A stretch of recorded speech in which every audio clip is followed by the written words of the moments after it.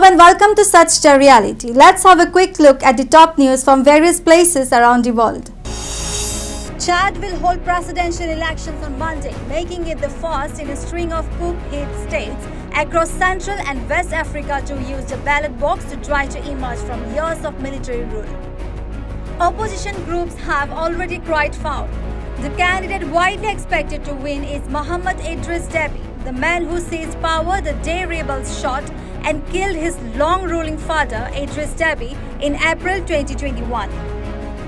But Chad's Western allies have largely stayed quiet and kept watch, hoping analysts say that at the very least, the vote will deliver a relatively stable state in a region hit by militant violence where Russia is also pushing for influence.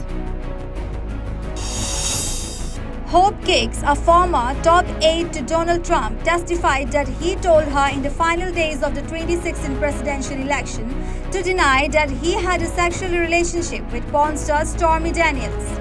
Hicks' testimony gave jurors an inside look at the campaign's damage control efforts when Trump faced multiple accusations of unflattering sexual behavior in the waning weeks of his successful White House campaign.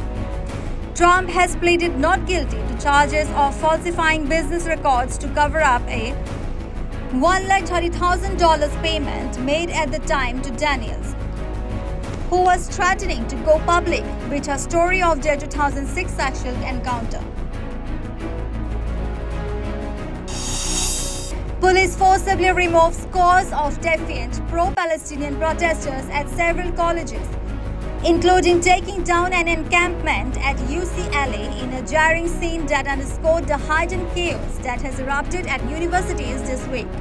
In the pre-dawn hours, helmeted police swarmed a tent city set up at the University of California in Los Angeles, using flashbangs and riot gear to push through lines of protesters who linked arms in a futile attempt to halt their advance.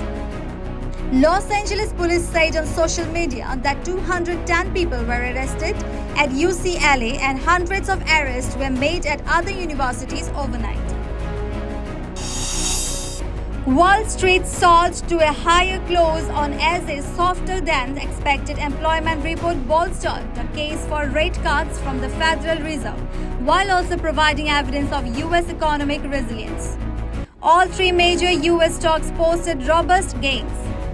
The tech-heavy Nasdaq led the pack, rising 2% with an assist from Apple shares opening a new tab following the iPhone maker's record share buyback announcement.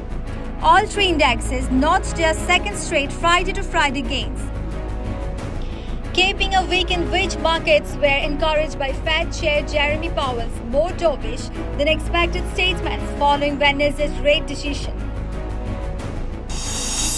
In what authorities are describing as the worst disaster in its history, Brazil's southern state of Rio Grande do Sul is reeling from the devastating effects of heavy rains and mudslides. The death toll has surged to 37, with 74 individuals reported missing, according to the state's civil defense agency. Governor Eduardo Leite declared a state of emergency as the region grappled with the aftermath of the catastrophic weather event. President Luiz Inácio Lula da Silva pledged full support to the affected region, assuring that there will be no lack of human or material resources to alleviate the suffering caused by the extreme weather conditions.